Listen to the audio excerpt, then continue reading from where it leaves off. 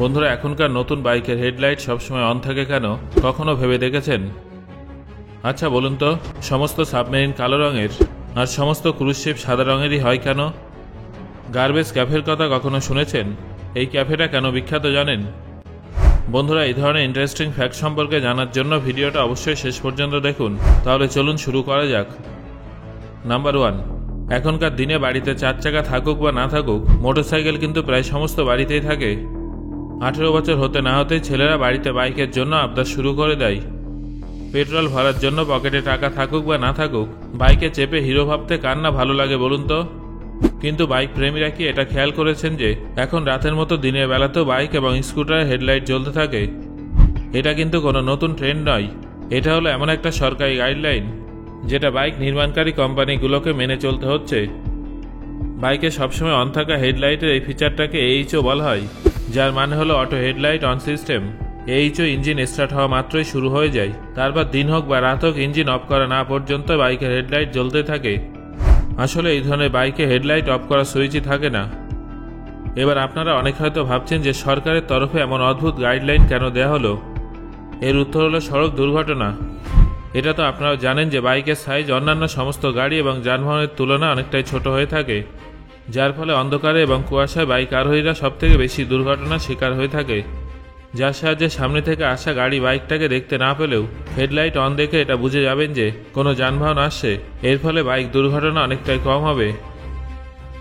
Number 2, বন্ধুরা, আপনারা কি কখনো হাতে ওয়াইনের গ্লাস নিয়ে বিলাসবহুল ক্রুজ শিপে প্রিয়জনের সঙ্গে সময় কাটানোর স্বপ্ন দেখেছেন? আমি কিন্তু এরকম স্বপ্ন অনেকবার দেখেছি। আপনাদের মধ্যে অনেকেরই হয়তো এই স্বপ্নটা পূরণও হয়ে গেছে। কিন্তু আপনারা কি কখনো ভেবে দেখেছেন যে এই বিলাসবহুল ক্রুজ শিপগুলো সবসময় সাদা রঙেরই হয় কেন? আর সমুদ্রের এই বড় বড় সাবমেরিনগুলো সবসময় কালো রঙেরই হয় কেন? বন্ধুরা, এর পেছনে কিন্তু নির্মাণকারী কোম্পানিগুলোর কোনো প্ল্যানিং নেই, বরং বেসিক কমন সেন্স আছে। আসলে সমুদ্রে দিনের বেলায় তাপমাত্রা সবসময় অনেকটাই বেশি থাকে, যার ফলে ক্রুজ শিপ গরম হয়ে যায়। কিন্তু যেহেতু সাদা রং সূর্য রশ্মিকে সব থেকে বেশি প্রতিফলিত করে, তাই সমস্ত ক্রুজ শিপকে সাদা রঙের করা হয়, যাতে ক্রুজ শিপ বেশি গরম না হয় আর এর কুলিংয়ের জন্য হওয়া খরচ কিছুটা কমানো যায়। অন্যদিকে সাবমেরিনের কথা বললে এর কারণটা অনেকটাই সহজ। কালো রং সূর্য রশ্মিকে শোষণ করে এবং রেডিয়েশনকে শোষণ করে, যার ফলে সাবমেরিন জলের ভিতরে সাউন্ড ওয়েভ এবং রেডিয়েশনকে সহজেই শোষণ করে নেয়। যেহেতু বেশিরভাগ সাবমেরিন দেশের সুরক্ষা এবং গোয়েন্দাগিরির জন্য ব্যবহার করা হয়, তাই সাবমেরিনগুলো কালো রঙের হওয়ার কারণে খুব সহজেই জলের গভীরে লুকিয়ে যেতে পারে। নাম্বার 3, সবথেকে দ্রুত গতিতে দৌড়ানোর বিশ্ব রেকর্ড করা উইসেন বোল্টের সম্পর্কে তো আপনারা নিশ্চয়ই শুনেছেন। তার গতির সঙ্গে ট্রেনের স্পিডের তুলনা করা হয়। 2009 সালে তিনি মাত্র 9.58 সেকেন্ডে 100 মিটার দৌড়ে বিশ্ব রেকর্ড গড়েছিলেন, যেটা ভাঙা তো দূরের কথা, এখনও পর্যন্ত কেউ ধারে কাছেও যেতে পারেনি। কিন্তু আপনারা কি জানেন, সাহারা মরুভূমিতে পাওয়া এই সিলভার অ্যান্ড তার শরীরের লেন্থ অনুযায়ী উইসেন বোল্টের থেকেও 10 গুণ বেশি স্পিডে দৌড়ায়।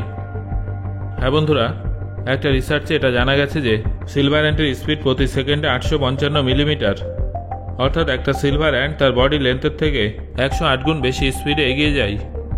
অন্যদিকে উইসেন বোল্ট তার বডি লেন্থের থেকে মাত্র 5.35 গুণ স্পিডে দৌড়ায়।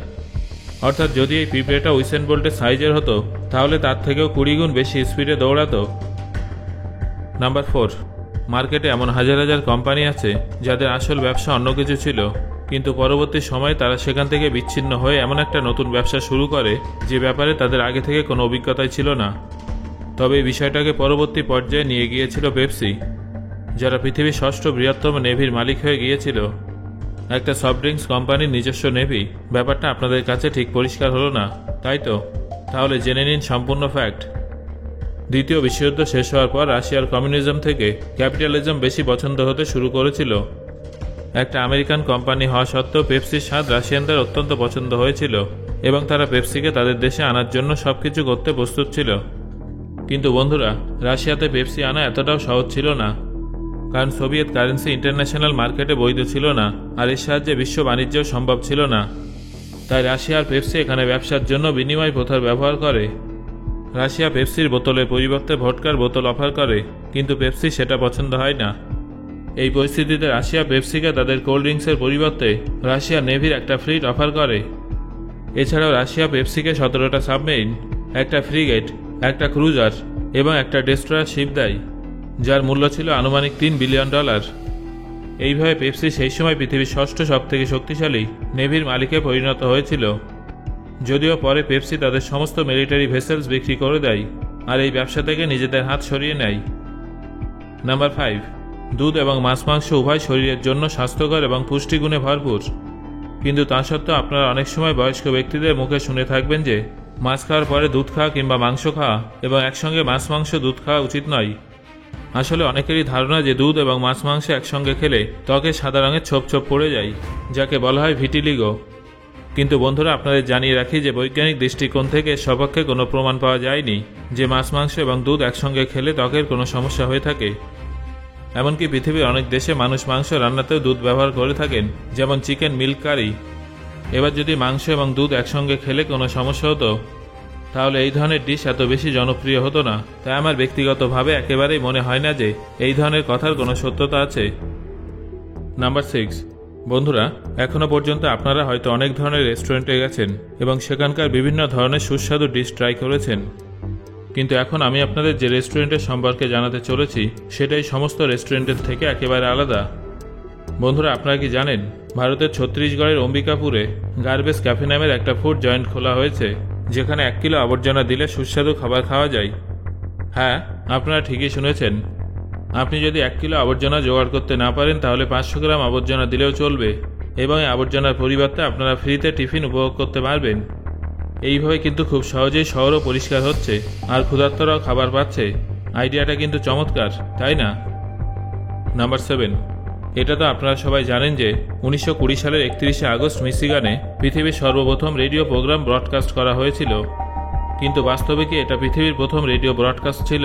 আমার তো মনে হয় না। খুব কম সংখ্যক মানুষই এটা জানেন যে 1906 সালের 25শে ডিসেম্বর ম্যাসাচুসেটসের ন্যাশনাল ইলেকট্রিক সিগন্যালিং কোম্পানির দ্বারা পৃথিবীতে প্রথমবার রেডিও ব্রডকাস্ট করা হয়েছিল। কিন্তু পরবর্তী সময় যেহেতু কিছুদিনের মধ্যে এই ব্রডকাস্ট শেষ হয়ে গিয়েছিল, তাই অফিসিয়ালি এর নাম কখনো পৃথিবীর প্রথম রেডিও ব্রডকাস্ট হিসেবে ঘোষণা করা হয়নি। বন্ধুরা, তাহলে চলুন এবার টেকনিক্যালি পৃথিবীর প্রথম রেডিও ব্রডকাস্ট প্রোগ্রামের অডিও ক্লিপটা শুনে নেওয়া যাক।